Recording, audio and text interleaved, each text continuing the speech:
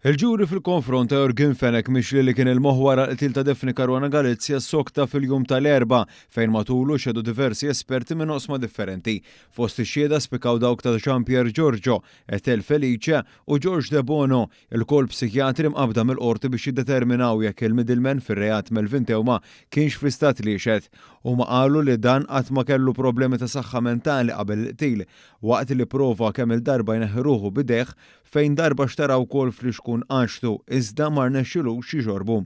Darba oħra kien qata' onqu ta' xi daqqiet ta' sikina f'żaq u prova jaqbes minn gallerija iżda żelaq f'demmu stess dakinhar kien ittieħed fl-Isptar Mater Dei fejn ġie rikoverat. U kien kiteb ittra lill-Assistent Kummissarju Keith Arno biex jgħidlu li kien hu li weġġa lilu nnifsu u li xtaq ukoll li Matthew Caruana Galizia jaħferlu. Sussegwentament beda jixrob il-whisky u anke jieħu xi kalmanti. Istema wkoll kif Tewma kien għamel testament wara li ġew arrestati l-aħwa de Giorgio u Vince Muscat biex iħalli kollox lis-sieħba tiegħu.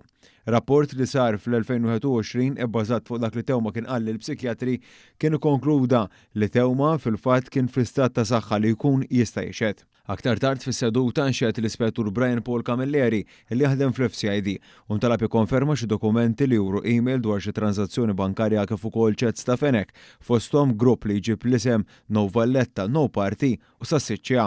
Miċ-ċett sentwerew ukoll xi ritratti u filmati waqt li inkludew ukoll messaġġ li jirreferi għal donazzjoni ta' 100,000 euro lil Partit Nazzjonalista.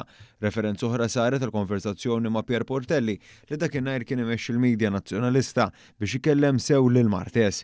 Waqt li ġiet esebita ċett ma' Sejfer Balzan dwar artiklu fuq il-kumpanija 70 Black. Fost aktar messaġġi li saret referenza li kien hemm wieħed li l-imputant bat lil Heathcliff Farrugia fejn qallu sa ma jkun hemm anniversarju DCG Ħabib. Tul din is-seduta wkoll reġgħu tqajmu diversi punti legali mid-difiża b'mod partikolari b'rabta ma' xi partijiet ta' dokumenti li suppost tattew iżda l-kliem kien għadu jgħider. F'punt partikolari argument li nqala fl-awla wassal biex l-avukati taż-żewġ naħat Charles Merċi u Godwin Cini instabu ħati ta' disprezz lejn il-qorti u ġew multati 50 euro kull wieħed. Il-ġuri se jkompli il-ħamis mid-9 ta' filgħodu.